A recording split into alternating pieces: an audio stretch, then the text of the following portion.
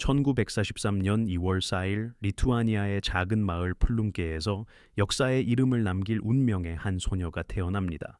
그녀의 부모님은 엔지니어와 교사로 진정한 의미의 지식인이었죠. 부모는 딸에게 반다 부와슈키의 빛이라는 이름을 지어줍니다. 이 연약한 아기가 훗날 가장 대담한 남자들조차 감히 오르지 못하는 곳에 서게 될 거라고는 아무도 상상하지 못했습니다. 제2차 세계대전이 끝나고 가족은 폴란드의 브로츠와프로 이주합니다. 도시는 폐허가 되었고 모든 것을 맨 처음부터 다시 시작해야 했죠. 하지만 반다는 어릴 때부터 가만히 앉아있는 아이가 아니었습니다. 육상, 배구, 운동장을 총횡무진 누비며 뛰고 점프하고 경쟁했죠.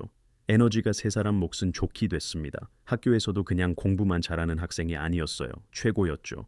수학, 물리, 모든 과목을 아주 쉽게 해냈습니다. 부모님은 그녀가 미래의 과학자가 될 거라고 믿었습니다. 그리고 반다는 그 기대를 저버리지 않았죠. 브로츠와프 공과대학에 입학해 전기공학을 전공합니다. 학위를 받고 직장도 구하죠. 전기 엔지니어로 시작해 나중엔 컴퓨터 프로그래머로 일합니다. 경력은 탄탄대로였죠.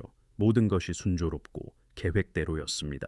안정적인 직장, 동료들의 존경, 괜찮은 월급, 부모님은 만족했고 사회적으로도 인정받는 삶이었죠. 하지만 그녀의 내면에서 무언가 반항하기 시작합니다. 사무실, 설계도, 계산 다 좋았지만 영혼은 그 이상의 무언가를, 진짜 무언가를 갈망하고 있었죠. 그러던 어느 날 아직 학생이었을 때 그녀는 친구들과 함께 산으로 떠납니다. 그다지 높지 않은 바위산 수데티 산맥이었죠. 특별할 건 없었습니다. 하지만 반대계는 마치 전기에 감전된 듯한 충격이었습니다. 첫 번째 암벽을 오르는 순간 깨달았죠. 바로 이거다. 내가 찾던 바로 이 느낌이다. 자유, 위험, 그리고 도전. 이곳에선 여자라는 사실은 중요하지 않았습니다. 오직 한 가지만이 중요했죠. 해낼 수 있느냐, 없느냐. 그리고 그녀는 해냈습니다. 1962년 반다는 학생들과 함께 타트라 산맥으로 향합니다. 이건 더 이상 수데티 산맥에서의 산책이 아니었습니다. 뾰족한 봉우리와 빙하가 있는 본격적인 산이었죠. 기술과 체력, 그리고 팀으로 움직이는 능력이 필요했습니다. 그리고 반다는 이 모든 것을 순식간에 흡수했죠. 그녀는 미친 듯이 훈련했습니다. 주말마다 산으로 향했고 퇴근 후 매일 저녁 체력 단련을 했죠. 손에는 굳은 살이 박이고 근육은 비명을 질렀지만 그녀는 멈추지 않았습니다. 동료 산악인들은 그녀를 존경의 눈빛으로 바라보기 시작했죠. 그리고 1964년 반다는 21살이었습니다. 그녀는 파미르 원정대에 초청받습니다. 상상이 가시나요? 파미르, 7,000m급 본구리들, 희박한 공기, 진정한 고산지대였죠.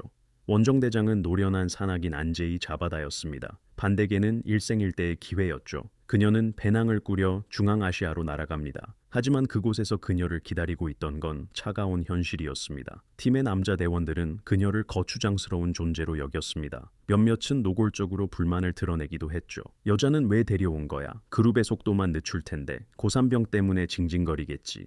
어려운 구간에서 분명 추락하고 말 거야. 반다는 아무 말도 하지 않았습니다. 말로는 아무것도 증명할 수 없다는 걸 알았기 때문이죠. 오직 행동뿐이었습니다. 그리고 그녀는 행동으로 보여주기 시작합니다. 남자 대원들과 똑같이 고산 캠프로 짐을 날랐고 다른 사람들이 꺼리는 구간에서는 가장 먼저 앞장섰습니다. 고산병으로 머리가 깨질 듯 아파도 불평 한마디 하지 않았습니다.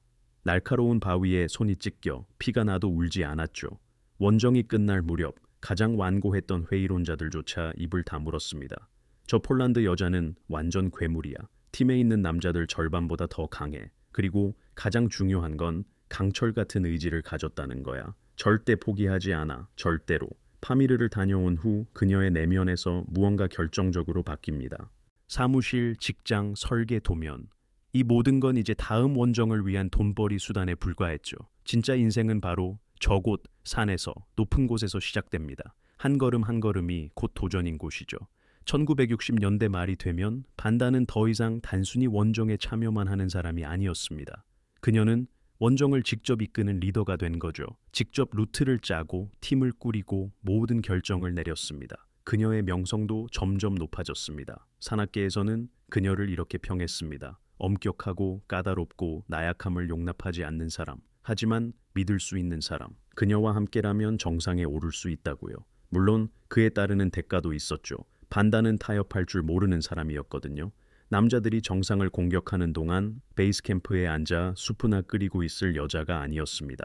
그녀는 맨 먼저 올라가거나 아니면 아예 가지 않았습니다. 이런 그녀의 태도는 많은 사람들을, 특히 산에서 여자는 배경이나 조력자일 뿐 결코 리더가 될 수 없다고 여겼던 사람들을 분노하게 만들었습니다. 1967년 알프스. 반다는 애기 뒤 그레퐁 동벽 아래 서서 위를 올려다봅니다. 암벽은 거의 수직으로 하늘을 향해 솟아 있습니다. 날카로운 처마 바위, 얼음으로 뒤덮인 구간, 그리고 손가락 끝으로 겨우 매달려야 하는 곳들. 남자들은 수십 년 동안 이 루트를 등반해 왔습니다. 하지만 여성은요, 단 한 번도 없었죠.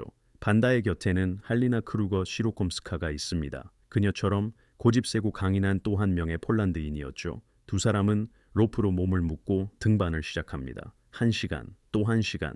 그들은 계속해서 위로 기어오릅니다. 추위의 손가락 감각은 무뎌지고 근육은 불타는 듯 했지만 그들은 멈추지 않습니다. 그리고 마침내 정상에 섰을 때 그들은 깨닫습니다. 자신들이 역사를 새로 썼다는 것을요. 이 벽의 최초 여성 등반, 마침표를 찍은 겁니다. 하지만 반다는 한 번의 승리에 만족할 사람이 아니었습니다. 이듬해 새로운 도전이 그녀를 기다렸습니다. 노르웨이, 트롤스티겐. 그 규모가 상상이 되시나요? 유럽에서 가장 높은 수직 암벽, 순수한 벽의 높이만 1km가 넘습니다. 노련한 산악인들조차 두려움을 갖고 바라보는 곳이죠. 반다와 할리나는 다시 한번 로프를 묶습니다. 그들은 며칠에 걸쳐 등반하고 로프에 몸을 묶은 채 손바닥만 한 바위턱에서 잠을 청합니다. 단 한 번의 실수가 곧 끝없는 추락으로 이어지는 상황. 하지만 그들은 해냅니다. 또다시 여성 최초 등반, 또다시 역사에 그들의 이름이 새겨집니다. 이 승리들 이후 반다는 깨닫습니다. 암벽도 좋지만 더 높은 곳으로 가야 한다는 것을요. 훨씬 더 높은 곳으로. 공기가 희박하고 숨 한 번 쉬는 것조차 고통스러우며 신체가 한계에 부딪히는 진짜 고산지대가 필요했던 겁니다. 1970년 레닌봉 7134m. 이곳은 더 이상 알프스가 아닙니다. 진짜 고도와의 싸움이 시작되는 곳 파미르 산맥이죠. 반다는 일반 루트로 등반했지만 그녀에겐 첫 7000m급 본굴이었습니다. 산소 부족으로 몸이 진짜 고통을 느끼기 시작하는 첫 번째 정상이었죠. 그녀는 천천히 침착하게 올랐습니다. 머리는 깨질 듯 아프고 심장은 미친 듯이 뛰고 폐는 타는 듯 했습니다. 하지만 그녀는 계속 나아갑니다. 그리고 마침내 정상에 섭니다. 7134m. 이건 완전히 다른 차원의 이야기였습니다. 2년 후 힌두쿠시 산맥의 노샤크봉 7492m. 소련 폴란드 합동 원정대였습니다. 반다는 다시 한번 정상 공격주에 포함됩니다. 다시 7000m 이상. 그리고 또다시 증명해 보입니다. 최고의 남자들이 가는 곳에 여자도 갈 수 있다는 것을요. 하지만 가장 극적인 순간은 아직 오지 않았습니다. 1973년 아이거 북벽. 산악계의 전설. 수십 명의 목숨을 앗아간 벽. 사람들은 이 벽을 죽음의 벽이라 부릅니다. 눈사태, 낙석, 빙벽 붕괴. 이곳에선 모든 것이 당신을 위협합니다. 반다는 오직 여성들로만 팀을 꾸려 등반에 나섭니다. 이건 그녀의 원칙이었죠. 남자는 단 한 명도 없이, 그 어떤 도움도 없이, 오직 여성들, 그들의 힘과 결정만으로요. 그리고 그들은 해냅니다. 아이거 북벽 최초의 여성 등반. 산악계는 충격에 빠졌죠. 하지만 반다는 이미 더 먼 곳을 보고 있었습니다. 더 이상 암벽만으로는 만족할 수 없었죠. 그녀가 원한 건 8000m급 고봉들이었습니다. 하지만 그 전에 또 하나의 목표가 있었습니다. 때는 1975년 가셔부름 삼봉 7946m. 아직 아무도 오르지 못한 미답의 본굴이었죠. 반다가 원정대를 이끕니다. 그녀의 프로젝트, 그녀의 팀, 그녀의 결정이었죠. 그들은 가장 어려운 본구리 중 하나로 꼽히는 곳으로 향합니다. 등반이 성공으로 끝나지는 않았지만 날씨와 환경이 너무나도 혹독했거든요. 여성이 이런 원정대를 이끈다는 사실 자체가 기존의 모든 편견을 깨부수는 사건이었습니다. 70년대 중반, 반다는 확실히 깨닫습니다. 암벽 등반은 이제 과거일 뿐, 미래는 8000m급 고봉에 있다는 것을요. 히말라야와 카라코람의 14개 거봉, 인간이 생존의 경계에서 아슬아슬하게 줄타기하는 곳, 산소가 너무 희박해 뇌가 기능을 멈추기 시작하는 곳, 한 걸음 한 걸음이 마지막이 될 수도 있는 곳. 그녀는 계속해서 알프스로 향했고 기술적으로 어려운 암벽들을 올랐습니다. 하지만 이 모든 건 단지 훈련일 뿐이었죠. 가장 중요한 것을 위한 준비, 바로 죽음의 지대가 시작되는 고도를 향한 준비였습니다. 그리고 마침내 1978년 폴란드 오스트리아 합동 에베레스트 원정대 8,848m 세상의 지붕 반다는 부대장 중 한 명으로 팀에 합류합니다. 하지만 직책은 직책일 뿐 현실은 다르다는 걸 그녀는 잘 알고 있었습니다. 팀에는 또다시 긴장감이 감돕니다. 일부 대원들은 여자가 정상 공격조에 합류하는 걸 원치 않았죠. 캠프에서 후방 지원이나 할 것이지 왜 위로 올라가려 하냐는 겁니다. 거긴 너무 위험하다. 여자가 갈 곳이 아니다. 이런 식이었죠. 반다는 침묵하며 묵묵히 준비를 계속합니다. 고도 적응 훈련, 베이스 캠프로의 귀환, 몸이 산소 부족 상태에서 움직이는 법을 배우고 온몸의 세포 하나하나가 새로운 현실에 적응해 갑니다. 그리고 그녀는 모두를 경악시킨 결정을 내립니다. 바로 무산소 등반을 하겠다는 것이었죠. 상상이 되시나요? 산소통을 메고도 한 걸음 떼기 힘든 에베레스트의 죽음의 지대를 산소도 없이 오르겠다는 겁니다. 이건 광기일까요? 아니면 천재성일까요? 10월 16일 정상 공격조가 이른 새벽 마지막 캠프를 나섭니다. 칠흑 같은 어둠, 영하 40도의 추위, 몸을 가누기 힘든 강풍이 몰아칩니다. 반다는 한 걸음 한 걸음 나아갑니다. 움직임 하나하나에 엄청난 힘이 들어갑니다. 폐는 터질 것 같고 머리는 어지럽지만 그녀는 멈추지 않습니다. 1시간, 또 1시간, 1미터, 또 1미터. 해가 떠오르고 발 아래 세상은 점점 작아집니다. 구름은 저 아래에 있고 다른 산봉우리들은 장난감처럼 보입니다. 그리고 마침내 그녀는 에베레스트 정상에 섭니다. 역사상 세 번째로 이 지점에 도달한 여성이자 최초의 유럽 여성, 산소통도 없이 오직 순수한 의지와 육체의 힘만으로 해낸 것입니다. 에베레스트에서 내려온 반다는 이미 살아있는 전설이었습니다. 전 세계 산악 잡지들이 그녀에 대해 앞다투어 보도했죠. 인터뷰, 기사, 사진, 그녀는 더 이상 그냥 실력 있는 여성 산악인이 아니었습니다. 세계 최고의 여성 고산 등반가로 우뚝 선 것입니다. 힘과 의지, 그리고 강인한 정신력만 있다면 누구든 8,000m급 정상에 오를 수 있다는 것을 증명해낸 한 여성이 있습니다. 하지만 반대게 이건 끝이 아니었습니다. 이제 막 시작이었죠. 8,000m급 봄구리 하나를 정복했고 이제 13개가 남았습니다. 그리고 그녀는 노련한 산악인들조차 말도 안 된다고 생각할 법한 꿈을 꾸기 시작합니다. 지구상의 8,000m급 고봉 14개를 모두 오르는 최초의 여성이 되겠다는 꿈이었죠. 그녀 이전엔 그 누구도 단 한 명의 여성도 해내지 못한 일이었습니다. 남자들 중에서도 성공한 사람은 손에 꼽을 정도였으니까요. 하지만 반다는 불가능을 두려워하는 그런 사람이 아니었습니다. 하지만 반다의 이 초인적인 의지력이 어디서 나왔는지 이해하려면 그녀의 사적인 삶을 들여다봐야 합니다. 화려한 성공 뒤에 가려진 상실의 아픔과 그 누구도 선뜻하기 힘든 선택들이 있었던 곳으로 말이죠. 반다는 2번 결혼합니다. 첫 번째 남편의 성을 따라 제호비치가, 두 번째 남편을 따라 루트키에비치가 되죠.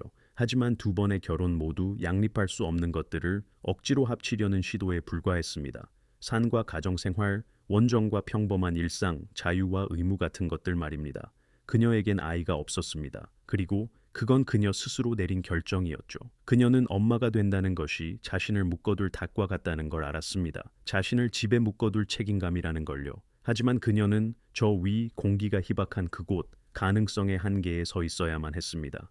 아이와 8,000m급 봄구리는 완전히 다른 두 개의 세계였고 그녀는 산을 선택했습니다. 그러면서도 그녀는 계속 일을 했습니다. 전기 기술자이자 프로그래머로요. 사무실, 프로젝트, 월급. 하지만 산악계 사람들은 모두 알고 있었습니다. 그건 그저 껍데기일 뿐이라는 걸요.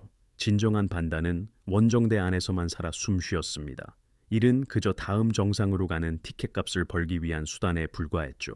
폴란드 직장 동료들은 고개를 저었습니다. 그녀가 얼마든지 성공적인 커리어를 쌓고 승진하며 자기 분야에서 중요한 인물이 될 수도 있었을 텐데 말이죠.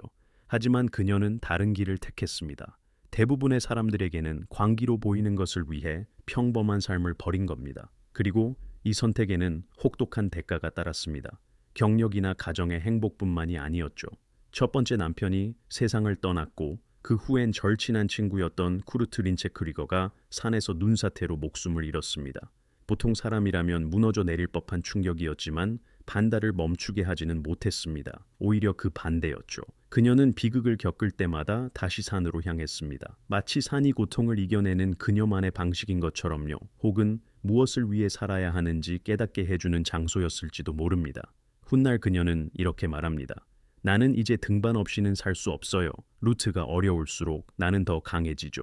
이건 단순한 비유가 아니었습니다. 말 그대로 그녀의 삶 그 자체였죠. 산은 그녀에게서 사랑하는 사람들을 빼앗아 갔지만 동시에 그녀가 살아갈 이유를 주었습니다. 하지만 이 강인함에는 이면이 있었습니다. 반다는 타협할 줄 몰랐고 침묵할 줄도 몰랐습니다. 이런 점이 그녀를 불편한 존재로 만들었죠. 특히 지휘하는 데 익숙한 남성들에게는 더욱 그랬습니다. 그녀에게는 강하고 고집 센 리더라는 평판이 따라다녔습니다. 누군가는 그녀를 산악계의 철의 여인이라 불렀고 또 다른 누군가는 그냥 독한 여자라고 불렀죠. 그녀는 요구하는 게 많았고 단호했으며 나약함을 용납하지 않았습니다.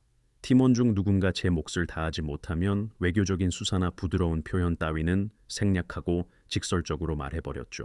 갈등은 그녀 삶의 일부가 되었습니다. 특히 여러 위원회에서 결정을 내리고 서로 협상하며 타협점을 찾아야 하는 대규모 국가 원정대를 준비할 때면 더욱 그랬습니다.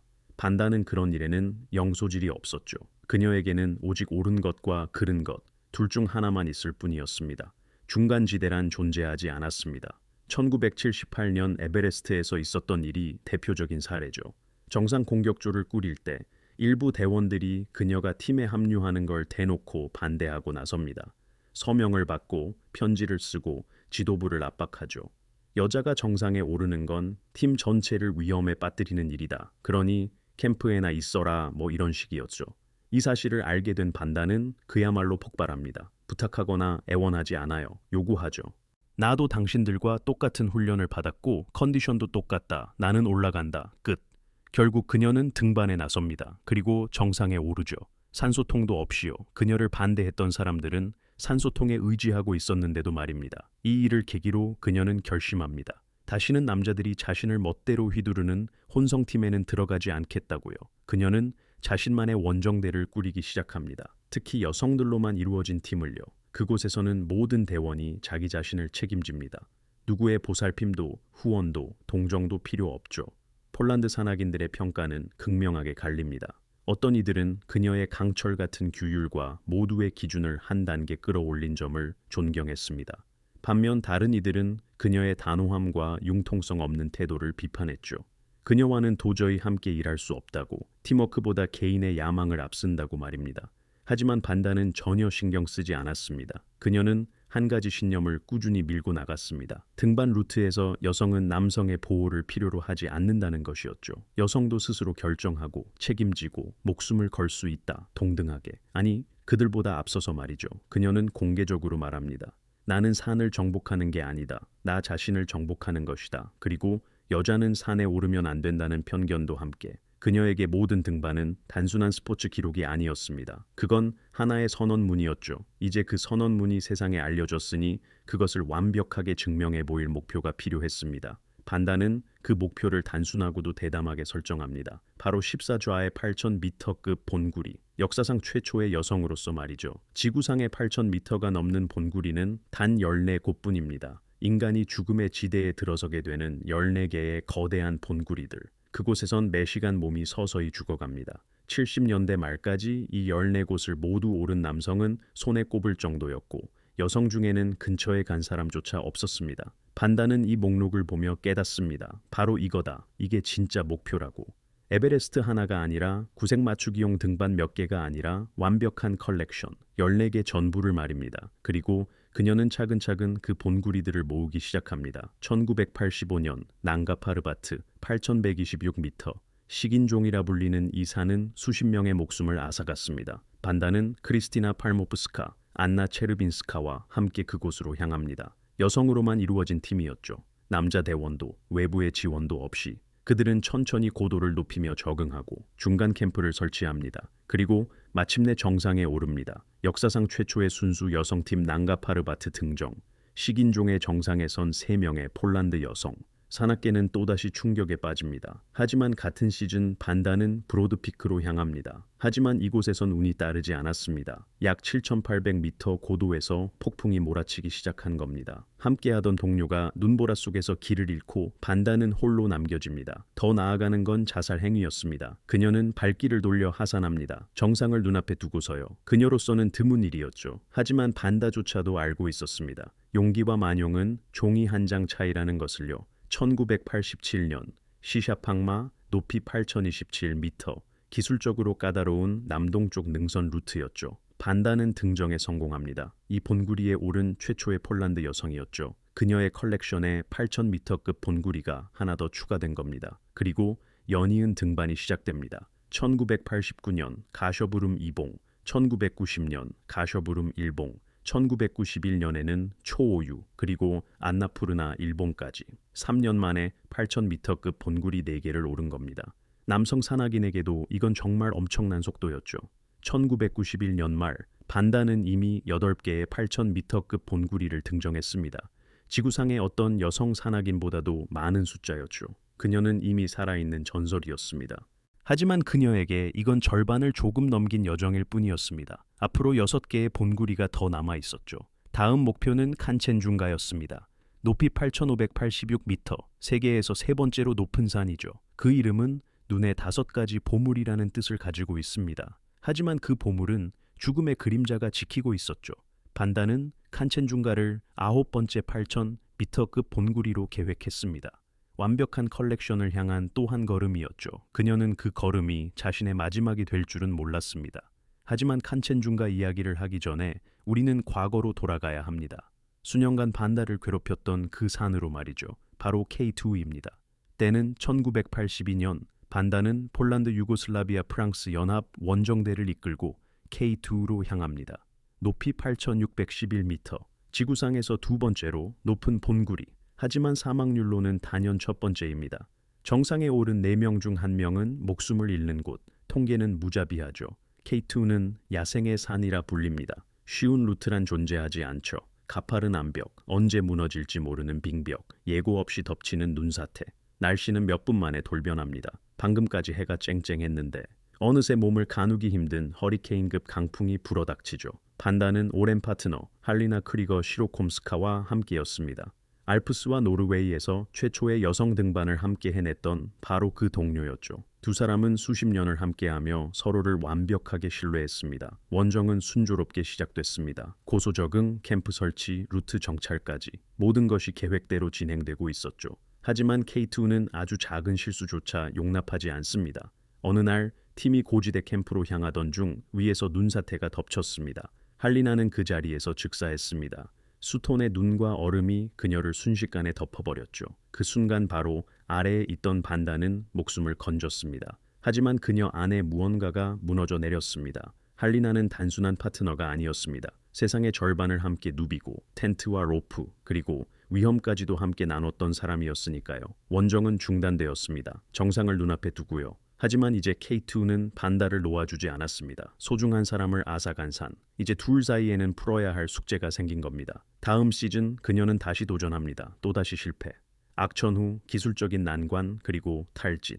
K2는 결코 자신을 허락하지 않았습니다. 마치 넌 여길 지날 수 없어 라고 말하는 것 같았죠. 하지만 반다는 물러설 사람이 아니었습니다. 1986년이 되자 K2는 그녀에게 하나의 상징이 되었습니다. 가장 중요한 목표, 가장 위험한 본구리, 할리나를 앗아간 산, 그리고 반드시 넘어야만 하는 산. 단순히 8,000m급 본구리 컬렉션을 위해서가 아니었습니다. 아주 개인적인 무언가를 위해서였죠. 도전이 거듭될수록 위험 확률은 계속해서 높아졌습니다. 반다도 그 사실을 잘 알고 있었죠. 하지만 포기는 패배를 인정하는 것. 그녀는 지는 법을 몰랐습니다. 설령 그 패배가 목숨을 부지하는 길이라 해도 말이죠. 그리고 1986년 여름 그녀는 다시 K2로 향합니다. 마지막으로 말이죠. 1986년 여름 K2로 향한 프랑스 원정대. 하지만 이건 수십 명의 포터와 수톤의 장비 그리고 길게 늘어선 안전 로프가 함께하는 그런 평범한 원정대가 아니었습니다. 이른바 경량 스타일이었죠. 최소한의 캠프, 최소한의 지원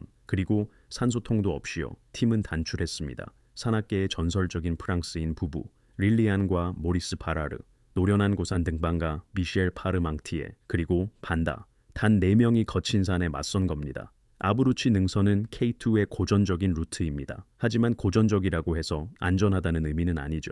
이곳에선 한 발짝 내딛는 것 자체가 사투입니다. 얼음벽과 눈처마 거의 수직으로 기어 올라야 하는 구간들, 그들은 천천히 아주 작은 캠프에 멈춰가며 계속해서 위로, 더 위로 올라갔습니다. 산소통 없이는 한 걸음 내딛는 것조차 지옥 같은 대가를 치러야 합니다.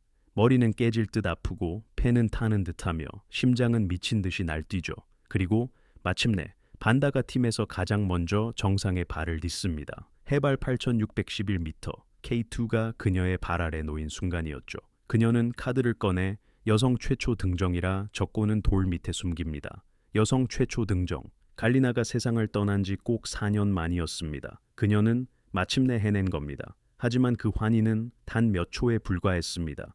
K2에서 정상이란 여정의 절반일 뿐이니까요. 오를 때보다 내려올 때 더 많은 목숨을 앗아가는 곳, 바로 K2입니다. 체력이 바닥나고 온몸이 녹초가 되어 작은 움직임 하나하나에 초인적인 힘이 필요할 때, 바로 그때 바라르 부부가 뒤따라 올라와 정상에 섭니다. 그리고 하산을 시작하죠. 하지만 내려오는 길 어디에선가 무언가 잘못되고 맙니다. 발을 헛디뎠을지도 모릅니다. 아니면 로프가 끊겼을 수도 있죠. 그저 버틸 힘이 다 샜을 수도 있습니다. 릴리안의 시신은 절벽 아래에서 발견됩니다. 아찔한 높이에서 추락한 것이었죠. 모리스는 보이지 않았습니다. 그의 발자국은 빙하 어딘가에서 사라져 버렸습니다. 그로부터 12년이라는 세월이 흐른 뒤에야 다른 원정대가 얼음 속에 갇힌 그의 유해를 발견하게 됩니다. 한편 미셸 파르망티에는 짙은 안개 속에서 길을 잃었습니다. 시야는 완전히 제로, 루트를 놓쳐버린 겁니다. 어디가 위고 아래인지도 분간할 수 없는 상태로 산비탈을 헤맸습니다. 힘은 다 빠져버렸고 그대로 쓰러져 다시는 일어나고 싶지 않았죠. 하지만 바로 그 순간 눈 위에 선명한 발자국을 발견합니다. 누군가 이곳을 지나갔다. 길이 있다는 증거였습니다. 그는 그 발자국을 마치 동아줄처럼 붙잡고 따라갔습니다. 그리고 마침내 캠프에 도착했죠. 거의 시체가 다 된 모습이었지만 살아 있었습니다. 반다는 홀로 내려오고 있었습니다. 한 걸음 내디딜 때마다 온몸이 비명을 질렀죠. 근육은 말을 듣지 않았고 정신은 혼미했으며 눈앞은 아득했습니다. 하지만 그녀는 계속 걸었습니다. 멈출 수 없었기 때문입니다. 멈추는 순간 얼어붙을 것이고 얼어붙는 순간 죽는다는 것을 알았으니까요. 마침내 베이스 캠프에 도착했을 때 그녀에게 남은 건 그저 텅 빈 육신뿐이었습니다. 육체는 한계에 다다랐고 감정은 산산조각 났습니다. 바라르 부부는 목숨을 잃었고 미셸은 기적처럼 살아남았죠. 그녀 자신도 겨우 서 있는 게 고작이었습니다. 그때 다른 원정대들의 소식이 속속 도착하기 시작했습니다. 그해 K2에는 여러 팀이 등반 중이었습니다. 총 27명이 정상에 올랐지만 그중 13명이 목숨을 잃었습니다. 거의 절반에 가까운 인원이었습니다. 눈사태, 추락, 탈진, 방향 상실. K2는 닥치는 대로 사람들의 목숨을 앗아갔습니다. 그래서 사람들은 1986년 시즌을 K2의 검은 여름이라 부릅니다. 이 산의 역사상 가장 끔찍하고 비극적인 여름으로 말이죠. 반다는 살아남았습니다. 그녀는 K2를 넘어선 것입니다. 그녀는 이 정상에 오른 첫 여성이었죠. 하지만 그 대가는 너무나도 끔찍했습니다. 그리고 훗날 그녀는 스스로에게 묻습니다. 과연 그럴 가치가 있었을까? 답은 없습니다. 정상의 돌 밑에 놓인 카드 한 장, 여성 최초 등정, 그리고 돌아오지 못한 이들의 시신뿐. 1986년 그 비극의 여름이 지나고 산악계에는 이런 소문이 돌기 시작했습니다. K2와 여성, 참 기묘한 조합이라고요. 3명의 여성, 3개의 정상, 3번의 비극. 첫 번째는 반다, 그녀는 살아남았죠. 두 번째는 릴리안, 하산길에 목숨을 잃었고요. 세 번째는 줄리, 같은 해 여름 그녀 역시 세상을 떠났습니다. 반대게 이건 그저 뜬 소문이 아니었습니다. 그녀는 직접 봤고 그 현장에 있었으며 그 여성들을 알고 있었으니까요. 아직 그 누구도 저주를 입에 올리진 않았지만 K2의 그림자는 이미 그녀 위에 짙게 드리워져 있었습니다. 그녀가 새로운 등반에 나설 때마다 사람들은 뒤에서 수군거렸습니다. 저 여자가 K2의 그 여자야. 거기서 혼자 살아 돌아온. 그리고 몇 년 후 통계는 더욱 잔혹한 현실을 드러냈습니다. 샹탈 모디, 다울라기리에서 사망. 앨리슨 하그리브스, K2 하산 중 사망. K2 정상에 올랐던 최초의 여성 5명 중 평온한 노년을 맞이한 사람은 단 한 명도 없었습니다. 하지만 1992년 반다가 칸첸중가로 향하던 그때 그녀가 아는 것은 단 하나였습니다. K2는 실수를 용서하지 않는다는 것, 그리고 때로는 여성도 용서하지 않는다는 것을요. 1992년 5월 반다의 나이 49, 등방에게는 결코 적지 않은 나이. 대부분의 고산 등방아들이 현역에서 물러날 시기였지만 그녀는 아니었습니다. 칸첸중가로 향하는 캐나다 멕시코 합동 원정대, 해발 8,586m, 지구상에서 세 번째로 높은 산입니다. 원정대는 공식적으로 로저 멘도사와 세계 등반계에 떠오르는 샛별인 멕시코의 젊은 산악인 카를로스 카르솔리오가 이끌었습니다. 반다는 개인 자격으로 이 원정대에 합류했죠. 풍부한 경험을 갖춘 노련한 고산 등반가인 그녀에게 이번은 9번째 8,000m급 본굴이었습니다. 꿈에 그리던 목표, 히말라야 14좌 완등을 향한 또 한 걸음. 이미 절반 이상을 넘어선 여정이었습니다. 에베레스트, K2, 난가파르바트, 시샤팡마, 2개의 가셔부름, 초오유, 안나푸르나. 이미 8개의 정상을 발 아래 두었죠. 칸첸중가는 그 여정의 당연한 다음 목표였습니다.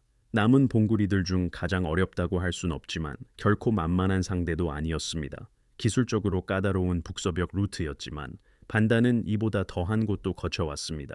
원정은 시즌 막바지에 시작됐습니다. 그 자체로 위험 부담이 컸죠. 5월이면 대부분의 원정대는 이미 하산을 마칠 때입니다. 날씨는 예측 불가능해지고 깊고 푸석한 눈 때문에 눈사태의 위험은 나날이 커져만 갔습니다. 하지만 반다는 위험에 익숙했습니다. 산에서 보낸 30년 가까운 세월 동안 그녀는 날씨를 읽고 눈의 상태를 느끼며 나아갈 때와 기다릴 때를 본능적으로 아는 법을 터득했습니다. 그녀의 경험이야말로 가장 든든한 보험이었죠. 그들은 벽을 오르며 캠프를 하나씩 설치해 나갔습니다. 제1, 제2, 그리고 제3 캠프까지.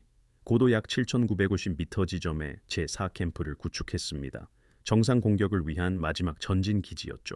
여기서 정상까지는 수직거리로 600m 남짓, 평범한 사람에게는 별거 아닌 거리지만 공기량이 평소의 절반에도 못 미치는 데스존에서는 그야말로 수 킬로미터에 달하는 고통의 행군입니다. 한 걸음 내딛는 것이 사투고 숨 한 번 쉬는 것이 전쟁입니다. 하지만 심리적으로 반대게 이곳은 그저 또 하나의 정상일 뿐이었습니다. 14개 중 9번째 본구리. 그녀는 이번이 마지막 등반이 될 수 있다는 생각은 하지 않습니다. 그녀의 머릿속엔 오직 앞으로 남은 5개의 본구리뿐입니다. 몇 년 안에 이 목록을 전부 채우고 컬렉션을 완성한 최초의 여성이 될 거라는 꿈에 부풀어 있었죠.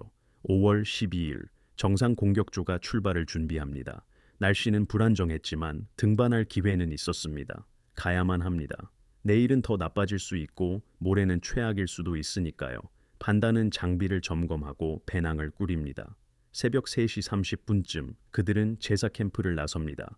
어둠, 추위, 그리고 머리 위로 쏟아지는 별들. 앞에는 기나긴 등반이 그리고 정상이 기다리고 있습니다. 아니, 어쩌면 정상이 되었어야 할 그곳이 말이죠. 새벽 3시 30분. 아직 어둡습니다.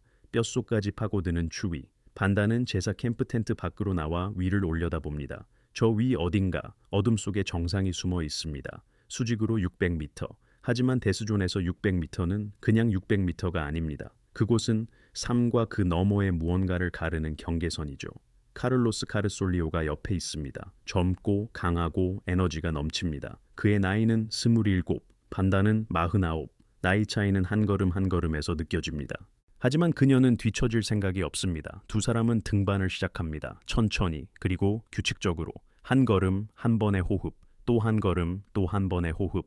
헤드램프가 앞에 눈을 비추지만 그 너머는 오직 어둠뿐입니다. 세상은 주변 몇 미터로 좁아집니다. 그 외의 모든 것은 존재하지 않습니다. 카를로스가 더 빨리 걷습니다. 그의 발은 눈에 그리 깊이 빠지지 않습니다. 폐활량도 조금 더 낮고요. 젊음이 주는 이 점이죠. 반다는 그가 점점 앞서 나가는 것을 봅니다. 하지만 그녀는 당황하지 않습니다. 사람마다 자신만의 속도가 있는 법이니까요. 끝까지 가기만 하면 됩니다. 시간은 흐르고 수평선 위로 해가 떠오릅니다. 세상은 분홍빛과 황금빛으로 물들어갑니다. 칸첸중가는 거대하고 장엄하며 무자비합니다. 발 아래 수 킬로미터 아래에는 구름이 깔려 있습니다. 이곳 해발 8,000m 고지대에는 공기가 거의 없습니다. 숨을 한 번 쉴 때마다 마치 빨대로 숨을 쉬려는 것 같습니다. 반다는 계속해서 걷습니다. 머리는 깨질 듯 아프고 관자놀이가 지끈거립니다. 눈앞이 이따금 흐릿해집니다. 하지만 그녀는 멈추지 않습니다. 멈출 수 없으니까요. 오후 3시경 카를로스가 정상에 도착합니다. 무려 12시간에 걸친 등반이었습니다. 그는 지구상에서 세 번째로 높은 산 칸첸중가의 정상에 섰습니다. 승리의 순간입니다. 하지만 축하할 시간은 없습니다. 하산해야 합니다. 8,000m급 고산에서는 정상을 밟는 것이 등반의 절반에 불과하니까요. 그는 몸을 돌려 하산을 시작합니다. 그리고 해발 8,200에서 8,300m 지점 어디에선가 반다와 마주칩니다. 그녀는 여전히 오르고 있었습니다. 느리게 아주 힘겹게. 하지만 분명히 오르고 있었습니다. 카를로스는 걸음을 멈춥니다. 그녀를 바라봅니다. 그리고 깨닫습니다. 뭔가 잘못됐다는 것을요. 반다는 마치 로봇처럼 움직입니다. 기계적으로요. 한 걸음, 그리고 잠시 멈춤. 또 한 걸음, 또 멈춤. 얼굴은 잿빛이고 입술은 파랗게 질려 있습니다. 눈빛은 어딘가 멍합니다. 그는 그녀를 멈춰 세우려 합니다. 반다, 내려가요. 너무 늦었어요. 곧 해가 질 거예요. 어두워지기 전에 못 내려가요. 같이 내려갑시다. 지금 당장.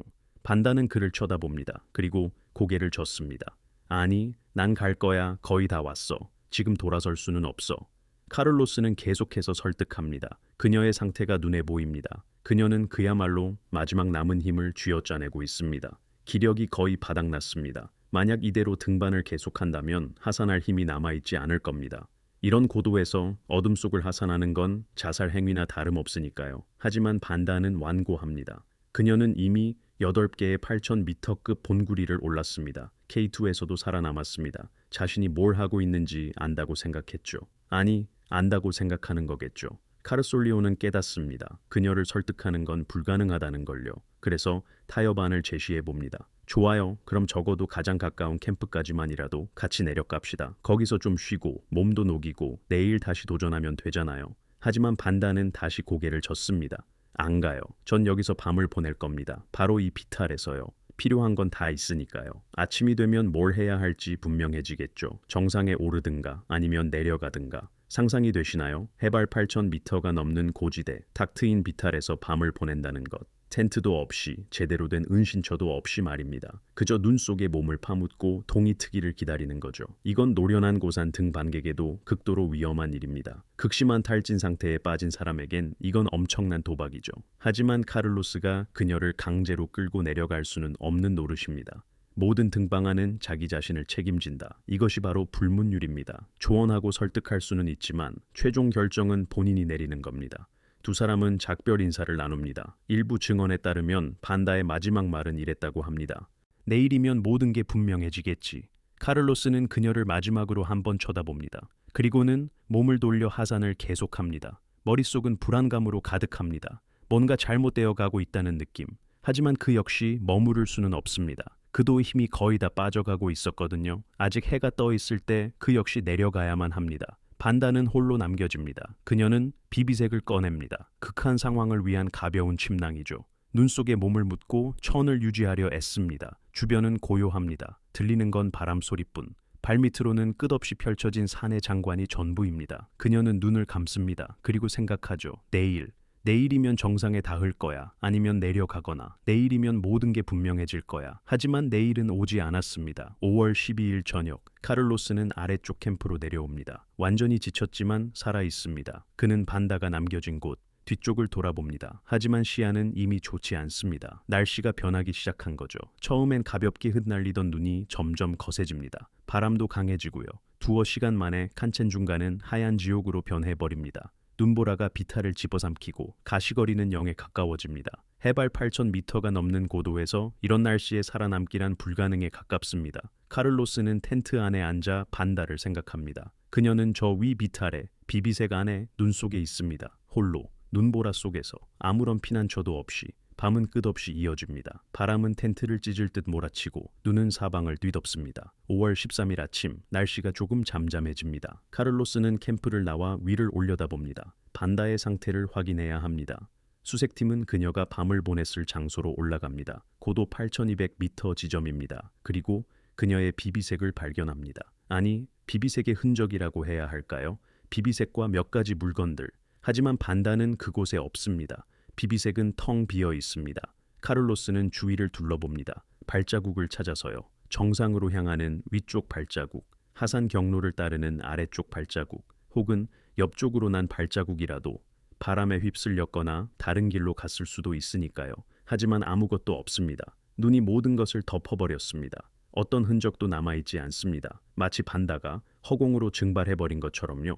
아침에 비비색에서 일어나 그대로 사라진 겁니다. 칸첸중가의 희박한 공기 속으로요. 팀원들은 소리쳐 봅니다. 쌍안경으로 주위를 샅샅이 살핍니다. 무엇이든 보려고 애씁니다. 눈 위에 찍힌 선명한 옷 색깔이라든가 작은 움직임, 신호, 뭐라도 좋으니 말입니다. 하지만 들려오는 건 침묵, 그리고 바람 소리뿐입니다. 본격적인 구조 작업을 펼치는 건 불가능합니다. 여기는 해발 8,200m, 바로 데스존이니까요. 이곳에선 모두가 자기 몸 하나 건사하기도 벅찹니다. 산비탈을 샅샅이 뒤질 인력 같은 건 없죠. 헬리콥터도 구조대도 신속 대응팀도 없습니다. 이 고도에서 사람이 사라지면 그건 영원히 사라진 겁니다. 카르솔리오는 더 아래로 내려갑니다. 하지만 칸첸중가 지역을 바로 떠나지는 않죠. 그는 기다립니다. 혹시 반다가 나타날지도 모르니까요.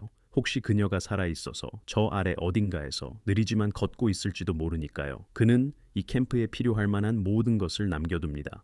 음식, 물, 버너용 연료, 심지어 산소통까지요. 만약 그녀가 돌아와 도움이 필요할 경우를 대비해서 말이죠. 하루가 지나고 이틀이 사흘이 지납니다. 반다의 흔적은 어디에도 없습니다. 어떤 신호도, 어떤 연락도 아무것도 없습니다. 카를로스는 깨닫습니다. 그녀는 돌아오지 않을 거라고. 그날 밤이나 아침에 무슨 일이 있었던 겁니다. 어쩌면 정상으로 향하다가 실족했을 수도 있고 하산하다가 눈보라 속에서 길을 잃었을 수도 있습니다. 아니면 그냥 눈밭에 누워 다시는 일어나지 못했을 수도 있죠. 몸이 버티지 못하고 힘이 다해버린 겁니다. 8,000m급 고봉에서는 흔히 일어나는 일입니다. 사람들이 사라지죠. 흔적도 없이, 목격자도 없이. 산이 그들을 데려가고 그들은 얼음과 눈, 영혼의 일부가 됩니다. K2를 최초로 등정한 여성이자 역사상 가장 위대한 여성 산악인 중 한 명이었던 반다 루트키에비치는 칸첸중가에서 사라집니다. 9번째 8,000m급 본구리는 결국 미등정으로 남게 되죠. 그녀의 컬렉션을 완성하기까지 5개의 정상이 남아 있었지만 이제 숫자는 더 이상 중요하지 않습니다. 중요한 건 다른 데 있죠. 그녀는 평생을 가고 싶어 했던 바로 그곳으로 떠난 겁니다. 산으로, 더 높은 곳으로. 하늘과 땅의 경계가 희미해지는 그곳으로 말이죠. 그리고 그곳에 영원히 남았습니다. 그렇게 3년이라는 시간이 흐릅니다. 아무것도 밝혀지지 않은 채로요. 반다는 실종됐지만 시신은 발견되지 않았습니다.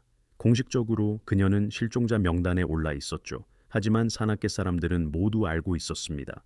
그녀는 칸첸중계에 영원히 남았다는 것을요. 1995년 이탈리아와 체코 원정대가 칸첸중가에서 활동하고 있었습니다. 산악인들은 남서벽을 오르고 있었죠. 그리고 고도 약 7,700에서 7,900m 지점에서 시신 하나를 발견합니다. 여성이었습니다. 꽁꽁 얼어붙은 채로 마치 잠든 듯이 눈 속에 누워 있었죠.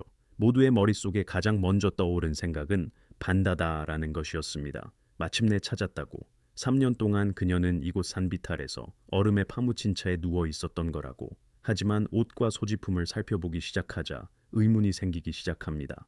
옷에 붙은 상표가 불가리아 것이었습니다. 장비도 반다가 쓰던 것과는 달라 보였죠. 다른 장비였습니다. 조사를 거친 끝에 결론이 나옵니다. 루트키에비치가 아니라고. 아마도 90년대 초 칸첸중가에서 실종된 불가리아 여성 산악인 요르단카 디미트로바일 거라고. 그렇다면 반다는 아직 다른 어딘가에 있다는 뜻이죠. 아니면 눈사태에 휩쓸려 갔거나 다른 비탈의 눈 아래에 묻혀 있거나 아니면 그 누구도 절대 찾지 못할 크레바스에 떨어졌을 수도 있습니다. 폴란드에서는 이상한 거의 미신에 가까운 소문이 돌기 시작합니다. 반다가 살아남았다는 겁니다. 산의 반대편으로 내려왔다고. 현지 주민들이 그녀를 구조했고 지금은 티베트 어딘가에서 다른 이름으로 살고 있다라고 말이죠. 숨어 지낸다는 겁니다. 무엇으로부터 대체 왜 아무도 설명하지 못합니다. 이런 추측들은 폴란드 매체에 이따금씩 등장합니다. 누군가 그녀와 닮은 여자를 봤다고 하고 또 누군가는 지인에게서 그런 이야기를 들었다고도 합니다. 하지만 믿을 만한 증거는 단 하나도 없었습니다. 사진도 서류도 아무것도요. 아마도 이건 그저 진실을 받아들이고 싶지 않은 마음에서 비롯된 것일 겁니다. 사람들은 그런 전설적인 인물이 그냥 사라졌다는 걸 믿고 싶어 하지 않죠. 뭔가 다른 결말이 필요한 거예요. 해피엔딩이거나 아니면 최소한 미스터리한 결말이라도요. 또 한 가지 이상한 점은 바로 날짜입니다. 자료마다 반다의 생일이 다르게 나와요. 어떤 곳에선 1943년 2월 4일이라고 하고 또 어떤 곳에선 같은 해 2월 9일이라고 하죠. 닷새나 차이가 나는 거죠. 왜일까요? 서류상 실수였을까요? 자료들이 뒤섞인 걸까요? 아니면 뭔가 다른 이유가 있는 걸까요? 이런 사소한 불일치들이 사건을 더 안개 속으로 몰고 갑니다. 반대대한 아주 기본적인 사실조차 희미한 장막에 가려진 듯한 느낌을 주죠. 마치 그녀라는 사람 자체가 전설 속에 녹아들어 버린 것처럼요. 그리고 모두를 괴롭히는 가장 중요한 질문. 과연 그녀는 정상에 올랐을까요? 카를로스가 그녀를 본 마지막 지점은 해발 8,200에서 8,300m 사이였습니다. 정상까지 수직으로 300m 정도 남은 지점이었죠. 기술적으로는 충분히 가능했습니다. 힘만 더 낼 수 있었다면, 날씨가 잠시라도 도와줬다면, 몸이 버텨주기만 했다면요. 하지만 아무도 모릅니다. 정상에서 찍은 사진도 목격자도 없습니다. 산악인들이 보통 정상에 남기는 쪽지 같은 것도 없었죠. 어쩌면 정상에 올랐을지도 모릅니다. 정상에 서서 몇 분간 감격에 젖었겠죠. 해냈다는 걸, 9번째 8,000m급 본구리를 정복했다는 걸 깨닫고요. 그리고 하산을 시작했을 겁니다. 하지만 내려오는 길에 무언가 잘못된 거죠. 아니면 오르지 못했을 수도 있습니다. 아침이 되자 힘이 부족하다는 걸 깨닫고 발길을 돌렸을 수도 있죠. 그러다 내려오는 길에 짙은 안개 속에서 길을 잃었거나 혹은 발을 헛디뎌 추락했을 수도 있습니다. 우리는 알지 못합니다. 그리고 아마 영원히 알 수 없겠죠. 칸첸중가는 반다 루트키에비치를 데려간 뒤 시신조차 돌려주지 않았습니다. 그녀는 지구상에서 세 번째로 높은 산의 설원 속으로 사라져 그 산의 전설 일부가 되었습니다. 반다의 시신은 끝내 발견되지 않았습니다. 하지만 폴란드는 그녀를 이대로 잊을 수 없었습니다. 그녀가 공부하고 일했으며 또 산으로 떠났던 도시 브로츠와프의 한 공동묘지에 상징적인 묘비가 세워졌습니다. 시신 없는 빈 무덤, 히말라야에 잠든 여인을 기리는 기념비입니다. 사람들은 그곳을 찾아와 꽃을 놓고 말없이 서 있습니다. 저마다 다른 생각에 잠긴 채로요. 어떤 이는 그녀의 위대한 업적을 떠올리고 어떤 이는 그녀의 지독한 고집을 생각하겠죠. 또 어떤 이는 그저 묘비를 바라보며 진정으로 산다는 것이 무엇인지 깨닫습니다. 부아디스와보보의 스포츠 명예의 거리에는 폴란드의 다른 위대한 스포츠 선수들과 나란히 그녀의 이름이 새겨진 별이 생겼습니다.